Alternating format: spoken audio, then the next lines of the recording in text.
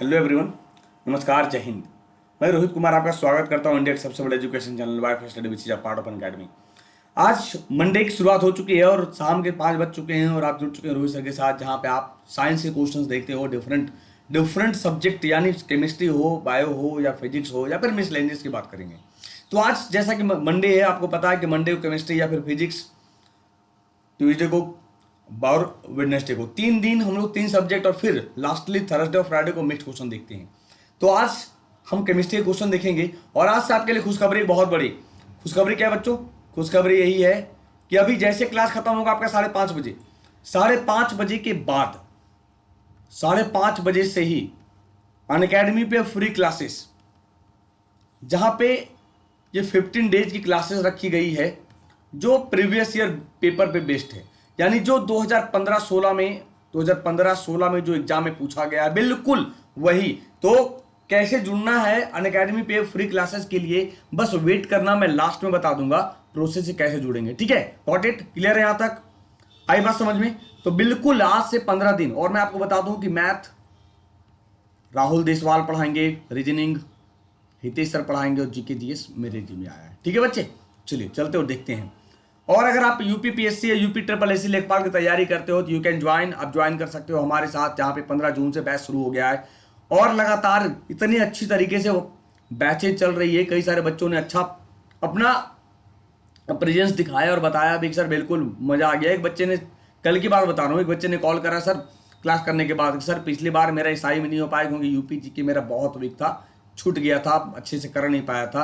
तो वो यूपी जी के जो अभी चल रहा है आप ज्वाइन कर सकते हो और फायदा उठा सकते हो। टाइमिंग याद रहे, सुबह 10 से 11 बजे। Which among the following is the main constituent of a pearl? निम्नलिखित में से कौन मोती का मुख्य घटक है? CaCO3 and MgCO3, calcium carbonate और मैग्नीशियम कार्बोनेट, केवल कैल्शियम सल्फेट, कैल्शियम ऑक्साइड और कैल्शियम सल्फेट, केवल कैल्शियम कार्बोनेट। क्या होगा? क्वेश्चन नंबर 1 बिल्कुल अच्छे से समझना, जवाब देना कि निम्नलिखित में से कौन मोती का मुख्य घटक है, मोती का मुख्य संघटक है या मोती का मुख्य कॉन्स्टिट्यूंट है, भाग है? Calcium carbonate, calcium sulphate, calcium carbonate, केवल कैल्शियम कार्बोनेट या फिर कैल्शियम सल्फेट? क्या होगा? क्वेश्चन नंबर 1 जल्दी। कौन मोती का मुख्य घटक होगा? केवल कैल्शियम कार्बोनेट है। सर क्या है? CaCO3 कैल्शियम कार्बोनेट मोती का मुख्य घटक है, पर्ल का मुख्य घटक है। आई बात समझ में? चलिए question number 2, the acid used in I wash, I wash में इस्तेमाल होने वाला एसिड कौन सा है? C2H2O4 या HNO3 या H3BO3 या नन कोई नहीं? मैं आपको हिंट दे दूं कि आई वॉश में मैं इस्तेमाल करता हूं बोरिक एसिड। क्या इस्तेमाल करते हैं? बोरिक एसिड यूज किया जाता है, बिल्कुल याद रखना, बोरिक एसिड यूज करते हैं। बोरिक एसिड वही बोरिक एसिड जिसे हम आई वॉश में यूज करते हैं। तो आई वॉश में इस्तेमाल होने वाला एसिड कौन सा है? क्वेश्चन नंबर 2 जल्दी बताओ। C2H2O4, HNO3, H3BO3 या नन कोई नहीं? The acid used in I wash is, I wash में इस्तेमाल होने वाला एसिड कौन सा है? तो आई वॉश में इस्तेमाल होने वाला एसिड की बात करेंगे H3BO3। H3BO3 इस्तेमाल होता है आई वॉश में आंख को धोने में। कहता है बोरिक एसिड, मैंने हिंट दिया था ना। अब आपको याद रखना पड़ेगा केमिकल फॉर्मूला इसका। देखो क्या किया है, केमिकल फॉर्मूला पूछा आपको। क्या पूछा? Chemical formula. तो बोरिक एसिड ऑप्थेल्मिक को शुद्ध करने के लिए आई वॉश के रूप में उपयोग किया जाता है। बोरिक एसिड का काम क्या है कि आंखों की जलन से सुखदायक राहत प्रदान करता है। यानी आंखों को धुलते हैं हम, जब आंखों में जलन हो जाता है तो बोरिक एसिड डाला जाता है, जिससे हम थोड़ी राहत महसूस करते हैं। और प्रदूषक को आंख से हटाने में मदद करता है, जैसे कि स्मॉग, क्लोरीन या अन्य रसायन। तो याद रहेगा, हो सकता है सीधा बोरिक एसिड ना देके आपसे क्या पूछ दिया? केमिकल फॉर्मूला पूछ दिया। केमिकल फॉर्मूला पूछ दिया तो आपको दोनों चीजें याद रखनी होंगी, बोरिक एसिड भी और केमिकल फॉर्मूला भी। ठीक है। Question number 3, the macro nutritions provided by inorganic fertilizer are, अकार्बनिक उर्वरक द्वारा प्रदान की जाने वाले सूक्ष्म पोषक तत्व क्या होगा? The macro nutritions provided by inorganic fertilizers, अकार्बनिक उर्वरक द्वारा प्रदान की जाने वाली सूक्ष्म पोषक तत्व क्या है? जल्दी। अकार्बनिक उर्वरक द्वारा प्रदान की जाने वाले सूक्ष्म पोषक तत्व की बात करेंगे तो क्या होगा, ये मैग्नीशियम, मैग्नीज और सल्फर। जबकि अगर मैं यूरिया की बात करूं तो यूरिया में क्या होता है, नाइट्रोजन, फास्फोरस और पोटेशियम, ये तो है। एनपीके। क्वेश्चन नंबर 4, न्यूक्लियन क्या है? What is nucleon? जल्दी। प्रोटॉन्स और इलेक्ट्रॉन्स, न्यूट्रॉन्स और इलेक्ट्रॉन्स, प्रोटॉन्स और न्यूट्रॉन्स, या नन ऑफ द, जिनमें से कोई नहीं। Question number 4, nucleon. What is nucleon? Nucleon क्या है? न्यूक्लियन क्या होगा, जल्दी बता दो कि व्हाट इज न्यूक्लियन, न्यूक्लियन क्या है? न्यूक्लियन की बात करेंगे प्रोटॉन और न्यूट्रॉन। अरे सर, किसी भी केंद्रक की बात करें, न्यूक्लियस की बात करें तो किसी भी न्यूक्लियस में, केंद्रक में क्या पाया जाएगा, प्रोटॉन और न्यूट्रॉन होगा। बाहरी सेल की बात करें तो इलेक्ट्रॉन क्या होगा, हमेशा चक्कर लगाएगा, हमेशा चक्कर लगाएगा। मैंने क्वेश्चन करा था, याद होगा, कि नामकरण किसने किया, खोज किसने किया पिछले लेक्चर में, तो बिल्कुल रिवीजन करना कि नामकरण किसने किया और खोज किसने किया। खोज किसने किया, जैसे आप देखो ये वाले जो ट्रिक कई बार बच्चों को याद भी होगा, कई बच्चे पहली बार देखेंगे। इलेक्ट्रॉन का थॉमसन, प्रोटॉन का रदरफोर्ड, न्यूट्रॉन का चैडविक, न्यूट्रॉन का चैडविक। तो न्यूक्लियन क्या है, यानी केंद्रक में प्रोटॉन और न्यूट्रॉन का होना और बाहर इलेक्ट्रॉन का घूमना। ठीक है, कहता है सर एक न्यूक्लियन या केंद्रक या तो एक प्रोटॉन और न्यूट्रॉन होगा जिसे परमाणु नाभिक के घटक के रूप में जाना जाता है, माना जाता है, माना जाता है। समझ में आ रहा बच्चे, कहना क्या चाह रहे question? Commercial nitric acid is coloured because it contains dissolve. वाणिज्यिक नाइट्रिक एसिड रंगीन होता है क्योंकि इसमें क्या घुला होता है, oxygen N2O, nitrous oxide NO2, nitrogen dioxide, या कलर्ड इंप्यूरिटीज, रंगीन अशुद्धियां। जल्दी क्वेश्चन नंबर 5,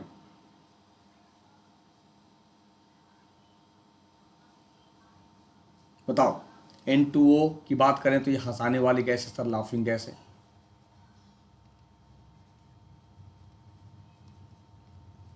क्या होगा, NO2, नाइट्रोजन डाइऑक्साइड, यानी सर वाणिज्यिक नाइट्रिक एसिड की बात करें तो इसमें क्या घुला होता है, NO2 घुला होता है। क्या होगा, NO2 घुला होता है। जबकि N2O की बात करें तो ये क्या होगा, हंसाने वाली गैस।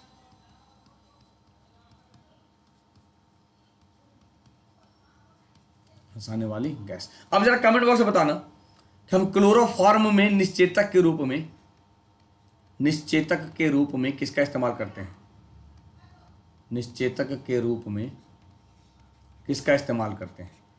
यह मुझे कमेंट बॉक्स में चाहिए, वीडियो खत्म होने के बाद जवाब, किसका इस्तेमाल करते हैं। ठीक है, the element which is commonly used in nuclear for producing electricity bye nuclear fusion is. परमाणु विखंडन द्वारा बिजली उत्पादन के लिए वो आमतौर पर उपयोग किया जाने वाला तत्व कौन सा है, रेडियम, प्लूटोनियम, यूरेनियम या ड्यूटेरियम।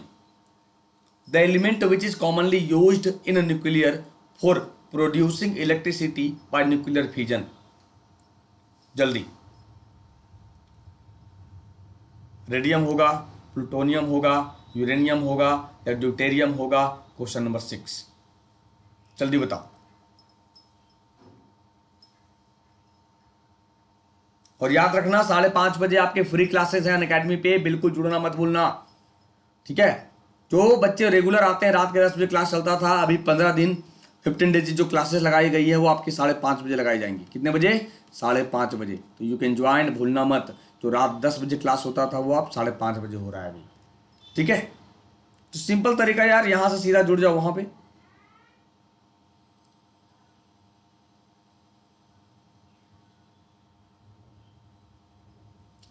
तो क्या होगा सर, यूरेनियम। परमाणु विखंडन की बात करता है बच्चे, समझना। यूरेनियम, अगर थोरियम होता तो हम थोरियम भी सोचते, थोरियम भी सोचते। तो परमाणु विखंडन द्वारा जो विद्युत उत्पादन करने के लिए हम आमतौर पर जो तत्व यूज करते हैं वो यूरेनियम है। क्या है, यूरेनियम है। यूरेनियम की बात करें तो सबसे बड़ा प्रोड्यूसर स्टेट भारत में कौन सा है? तो सर भारत में झारखंड के जादूगोड़ा माइंस से,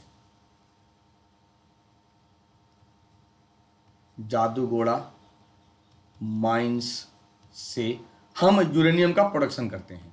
और यही जादूगोड़ा माइंस में, झारखंड में ही यूरेनियम कॉरपोरेशन ऑफ इंडिया जो मैनेजमेंट करता है, देखता है, उसकी स्थापना की गई थी 1967 में। एक और माइंस मिला है यूरेनियम का, वो आंध्र प्रदेश से। कहां से? आंध्र प्रदेश से माइंस मिला है। उस माइंस का नाम है तुमलापाले। क्या है? तुमलापाले माइंस। ठीक है। अगर थोरियम की बात करेंगे सर, थोरियम प्राप्त करते हैं हम मोनाजाइट नामक बालू से, जो भारत में सबसे ज्यादा प्रोडक्शन केरल, इसके बाद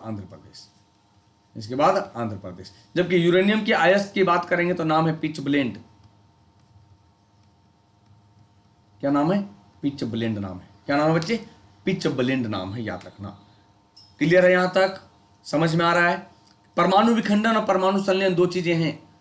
तो परमाणु संलयन या हाइड्रोजन संलयन की बात करें तो परमाणु संलयन से सूर्य की जो ऊर्जा है वो डिपेंड करता है। क्यों? क्योंकि परमाणु संलयन में दो या दो से अधिक न्यूक्लियाई आकर जुड़ते हैं और फिर जाकर विस्फोट करते हैं। जबकि परमाणु विखंडन की बात करेंगे तो एक न्यूक्लियाई दो विस्फोट करता है। तो ये कम खतरनाक है या ज़्यादा खतरनाक है? इसी पर हमारा हाइड्रोजन बम काम करता है, हाइड्रोजन बम कार्य करता है।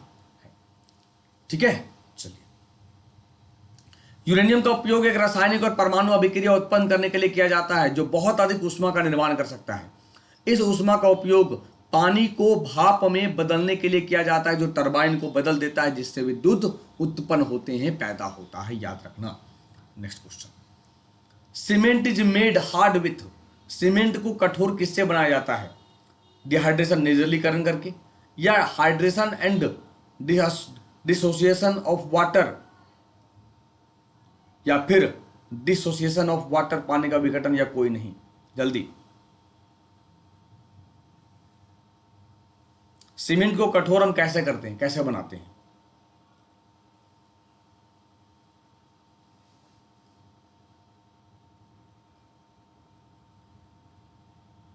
जल्दी बताओ, सीमेंट को कठोर हम कैसे बनाएंगे? सीमेंट को कठोर बनाते हैं पानी के हाइड्रेशन और विघटन से। पानी के हाइड्रेशन और विघटन से सीमेंट को कठोर बनाते हैं, याद रखना। जैसा कमेंट बॉक्स में बताना, सीमेंट का आविष्कार किसने किया है? सीमेंट का आविष्कार किसने किया? जल्दी कमेंट बॉक्स में। सीमेंट का आविष्कार किसने किया है? Quick.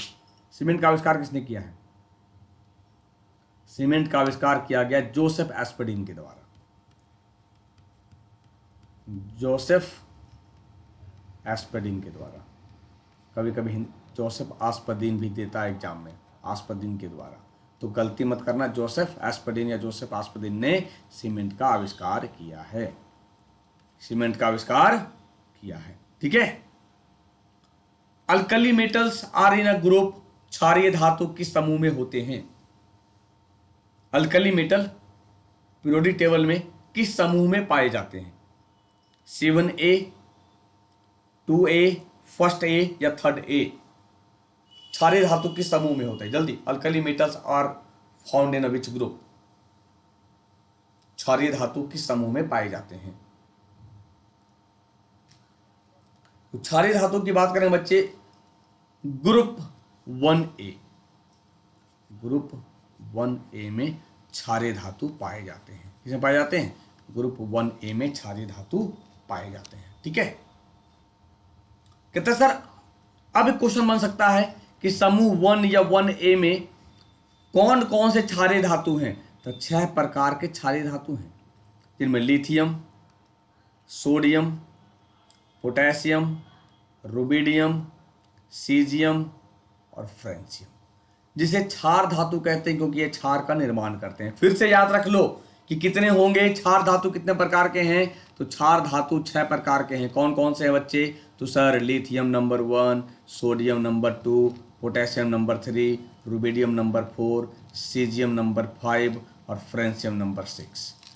Francium number 6 it's a very very important. कभी कभी क्वेश्चन कहता है कि इनमें से कौन सा क्षार धातु है या नहीं है, तब आप प्रॉब्लम में फंसोगे, तब आप प्रॉब्लम में फंसोगे। तो वो प्रॉब्लम में ना फंसो, इसीलिए ये पूरा रट्टा मार जाना कि कौन कौन सा क्षार धातु है या कौन कौन सा क्षार धातु नहीं है। अगर मैं पीरियोडिक टेबल की बात करूं तो यहां देख लो, ये लिथियम जिसका atomic number 3, sodium 11, potassium 19, rubidium 37, caesium 55, francium 87। These are alkali metals. यानी एटॉमिक नंबर आपको याद रखना पड़ेगा, एटॉमिक नंबर आपको याद रखना पड़ेगा, ठीक है।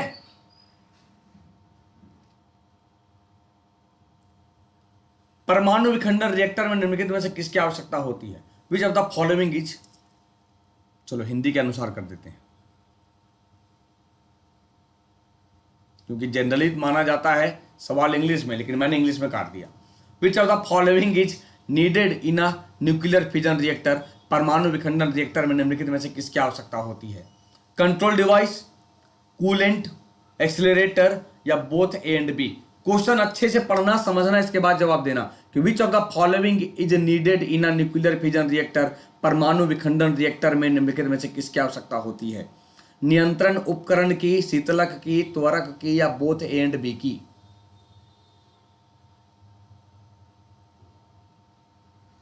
तो परमाणु विखंडन रिएक्टर की बात करेंगे, किसकी आवश्यकता होती है परमाणु विखंडन रिएक्टर में? सर कंट्रोल डिवाइस और कूलेंट दोनों की आवश्यकता होती है। शीतलक की आवश्यकता, सॉरी त्वरक की आवश्यकता नहीं होती है। त्वरक क्या करेगा? एक्सीलरेट करेगा, बढ़ा देगा, जिससे हमारा क्या होगा? रिएक्टर विस्फोट करने की कगार पर होगा। हमें क्या करना है? इसे कंट्रोल करना है, हमें क्या करना है? इसे कंट्रोल करना है।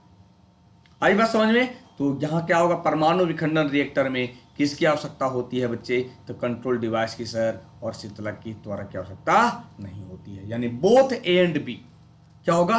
Both A and B is right. Clear है? यानी न्यूट्रॉन की गति को धीमा करने के लिए हम मंदक के रूप में किसका यूज करते हैं? तो ग्रेफाइट और भारी पानी, यानी भारी जल D2O। लेकिन अगर मैं छड़ की बात करूं, ये देखो कंट्रोल डिवाइस की बात करूं, तो क्या होगा? बोरोन का छड़, कैडमियम का छड़,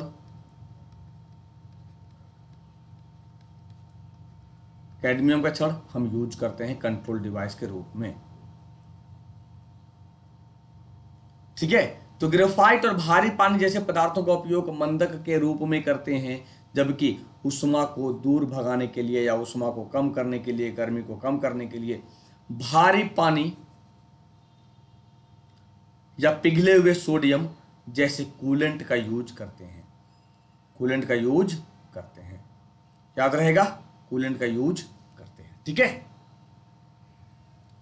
chemical formula of select lime, caustic चूना का रासायनिक सूत्र क्या होगा? CaCl2, CaOH2, CaO या CaCO3? कास्टिक चूना का रासायनिक सूत्र, chemical formula of slaked lime, chemical formula of slaked lime is, caustic चूना का रासायनिक सूत्र क्या है?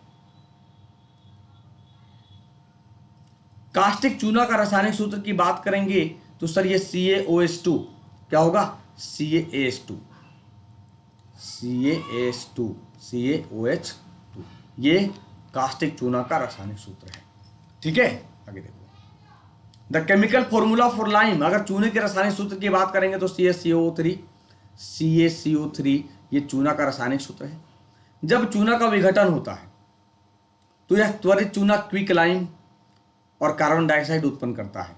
जब चूना का विघटन होगा, CaCO3 का विघटन होगा, तो क्या बनाएगा ये? सर क्विक लाइम बनाएगा। क्विक लाइम का फॉर्मूला क्या होगा? CaO, याद रख लो, और CO2।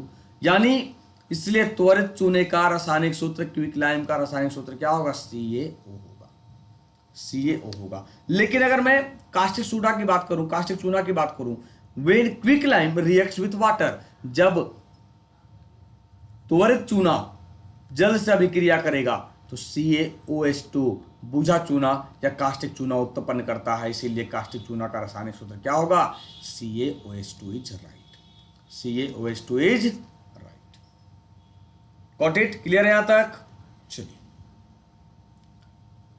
Pollutant from motor car exhaust that causes mental disease. Motor car निकास से प्रदूषक जो मानसिक रोग का कारण बनता क्या है, यानी मोटर गाड़ी से जो निकलती हैं प्रदूषक पॉल्यूटेंट, तो उनमें से कौन सा ग्रेडियंट है जिससे हमारा मानसिक रोग का कारण बनता है। जबकि देखा जाए तो कार्बन मोनोऑक्साइड सबसे ज्यादा मात्रा में निकलता है, लेकिन यहां मानसिक रोग की बात कर रहा है, कार्बन मोनोऑक्साइड आपके ऑप्शन में भी नहीं है, तो क्या होगा ये, कार्बन मोनोऑक्साइड ऑप्शन में भी नहीं है बच्चे, तो ये होगा लेड सीसा। मोटर कार निकास से जो प्रदूषक निकलता है और मानसिक रोग का कारण बनता है वो लेड है, सीसा है। जबकि कार्बन मोनोऑक्साइड सबसे ज्यादा प्रदूषित करता है किसको, ओजोन परत को, और सबसे ज्यादा प्रदूषित करता है ओजोन को कौन, सीएफसी का क्लोरोफ्लोरोकार्बन, जो रेफ्रिजरेटर एसी से निकलता है। ठीक है, तो कहता है लीड या सीसा ऑटोमोबाइल के निकास का सबसे खतरनाक धातु प्रदूषक है। इसके प्रभाव से सीसा विषाक्तता, लीड पॉइजनिंग, एनीमिया, किडनी रोग, आक्षेप और बच्चों में मस्तिष्क क्षति का कारण बनता है। मस्तिष्क डेवलप नहीं हो पाता है बच्चों में। यह केंद्रीय तंत्रिका तंत्र को भी प्रभावित करता है। जाहिर सी बात है, मानसिक जब मानसिक डिजीज है, मेंटल डिजीज है, तो किसे प्रभावित करेगा, सीएनएस को, सेंट्रल नर्वस सिस्टम को प्रभावित करेगा, और लाल रक्त कणिकाओं को विकृत करता है, क्षति पहुंचाता है। एक औसत वयस्क के शरीर में लगभग 150 से 400 मिलीग्राम सीसा जमा होता है, सोचो, और रक्त का स्तर औसतन 25 mg/100 ml होता है। उत्कृष्ट गैसों की इलेक्ट्रॉन बंधुता कितनी होती है, electron affinity of noble gases, उत्कृष्ट गैसों की इलेक्ट्रॉन बंधुता कितनी होती है, ऑलमोस्ट जीरो, लो, हाई या वेरी हाई। उत्कृष्ट गैसों की इलेक्ट्रॉन बंधुता कितनी होंगी, उत्कृष्ट गैस यानी नोबेल गैस, नोबेल गैस यानी कौन कौन सा, तो याद करो sir, helium, krypton, xenon, radon, neon, कितने 6 प्रकार के होंगे। तो उत्कृष्ट गैसों की इलेक्ट्रॉन बंधुता कितनी होगी, 0 होगा। क्यों होगा, क्योंकि ये इसका जो वैलेंसी है, संयोजकता है, वो पूरा होता है, संयोजकता है वो पूरा होगा, इसके वैलेंसी में 8 इलेक्ट्रॉन कंप्लीट होते हैं, इसीलिए इलेक्ट्रॉन बंधुता 0 होता है, इसीलिए रिएक्ट भी नहीं करता है। लेकिन जितने भी इनर्ट गैस हैं, नोबेल गैस हैं, उसमें से रेडॉन एकमात्र है जो हमारे एटमॉस्फेयर में नहीं पाया जाता, वायुमंडल में नहीं पाया जाता है। जब इसकी मात्रा वायुमंडल में बढ़ने लगती है तो हमें यह एहसास होने लगता है ये कहीं ना कहीं क्या आने वाला है, अर्थक्वेक आने वाला है, भूकंप आने वाला है उस क्षेत्र के आसपास। ठीक है, तो इसका कारण यह है कि सभी नोबेल गैस में संपूर्ण संयोजकता, इलेक्ट्रॉन पूर्ण होते हैं, उनके पास 8 इलेक्ट्रॉनों का एक पूरा सेट है। जब इलेक्ट्रॉन जोड़ा जाता है तो परमाणु ऊर्जा में परिवर्तन होता है। तो ये था सेशन आज का, कैसा लगा सेशन जरा कमेंट बॉक्स में बताइएगा। और लेखपाल की अगर तैयारी करना चाहते हो यू कैन ज्वाइन। और सर जैसा कि मैंने कहा था इस वीक से पॉलिटी बिल्कुल आ जाएगा, तो बच्चे लाइनअप हो गया है, बस केवल कोर्स का लाइनअप होना है। जैसे कोर्स लाइनअप होगा मैं आपको डेट बता दूंगा कि किस डेट से ये शुरू होगा नया बैच, बिल्कुल फाउंडेशन बैच। जिस तरह से मैंने हिस्ट्री पढ़ाया बच्चों को, एक बैच चल रहा है, सेकेंड बैच, अब ये ज्वाइन कर सकते हो आप ये ज्वाइन कर सकते हो। ठीक है, बस याद रहे रेफरल कोड बाबा10, जिससे आप रेलवे, एसएससी, डीआरडीओ, लेखपाल किसी भी एग्जाम की तैयारी करते हो, रोहित सर की गारंटी है कि आपको जीएस बिल्कुल मास्टर बनाया जाएगा। और देखो हाँ, अभी जैसे 5:30 बजे अभी क्लास है अनअकैडमी पे, जल्दी जुड़ो। कैसे जुड़ना अनअकैडमी पे, कई सारे बच्चों जो जाते हैं उनको पता है, लेकिन जिनको नहीं पता उनको मैं बता दूं कि सबसे पहले क्या करना कि गूगल प्ले स्टोर में जाना, अनअकैडमी लर्निंग ऐप डाउनलोड करना। जैसे डाउनलोड करेगा, डाउनलोड होने के बाद वो इंस्टॉल हो जाएगा, इंस्टॉल होने के बाद उसे ओपन करना, ओपन होगा, यहाँ पर मोबाइल नंबर डालोगे। मोबाइल नंबर डालने के बाद 6 डिजिट का ओटीपी आएगा, वो खुद वेरीफाई करेगा क्योंकि मोबाइल नंबर तो उसी में लगा होगा। इसके बाद जैसे आएगा यहाँ पे गोल सिलेक्ट करना, जो एसएससी एग्जाम है, ये तो 3 लाइन बनी है, यहाँ पे गोल सेलेक्ट करना रेलवे एग्जाम। अभी फ्री वाले की बात बता रहे हैं, रेलवे एग्जाम। ठीक है, तो यहाँ प्लस पे नहीं, यहाँ पे जाना स्पेशल क्लास पे। और अगर आपको जुड़ना है प्लस पे, जहां पे मैं पूरा डिटेल पढ़ा रहा हूं, क्योंकि आज से मैं प्रीवियस ईयर सेशन पेपर शुरू करूंगा स्पेशल क्लास में। तो अगर आपको प्लस में जुड़ना है तो प्लस सेलेक्ट करना, ना तो फिर स्पेशल सेलेक्ट करना, और गो सेलेक्ट करना रेलवे एग्जाम। इसके बाद जैसे वहां आएगा सर्च करना रोहित कुमार और फिर मुझे फॉलो कर लेना। और एसएससी एग्जाम जो मैं पढ़ा रहा हूं या फिर यूपी ट्रिपल एससी पढ़ा रहा हूं, गो सिलेक्ट करना एसएससी या यूपी ट्रिपल एससी प्लस में जाना, और फिर गेट सब्सक्रिप्शन पे क्लिक करना। क्लिक करने के बाद कितने मंथ का, तो मैं हमेशा कहूंगा सर एसएससी है तो एक मंथ कम, एक महीने कम, सॉरी एक साल कम से कम, क्योंकि एक महीने में सर कुछ नहीं होगा, हम सिलेबस तक समझ नहीं पाते हैं एक महीने में। तो कम से कम एक साल 12 महीने के लिए, 12 महीने का फीस 6000 है। बाबा 10 कोड जैसे आपने अप्लाई करा, ये 6000 घटकर कितना हो गया 5400, 8400 2 साल का है। अब जैसे बाबा 10 कोड यूज करा तो 7200 है, ये 7200 में 720 रुपये माइनस कर दो, 6480 लगेगा आपको 2 साल का। बस सोचो यार 6480 में 2 साल, सारे सब्जेक्ट एसएससी के सारे एग्जाम, क्या चाहिए यार 6000 में। तो अप्लाई जरूर करोगे तभी आपका 10% रिबेट मिलेगा। ठीक है बच्चे, प्रोसीड टू पेमेंट करना। प्रोसीड टू पेमेंट के बाद कैसे पेमेंट करना चाहोगे, जैसे एज यू विश। अगर आपके पास क्रेडिट कार्ड है तो ईएमआई कर सकते हो, ना तो फिर आप डेबिट कार्ड एटीएम से कर सकते हो। ठीक है, बस आप रेफरल कोड याद रखना बाबा 10।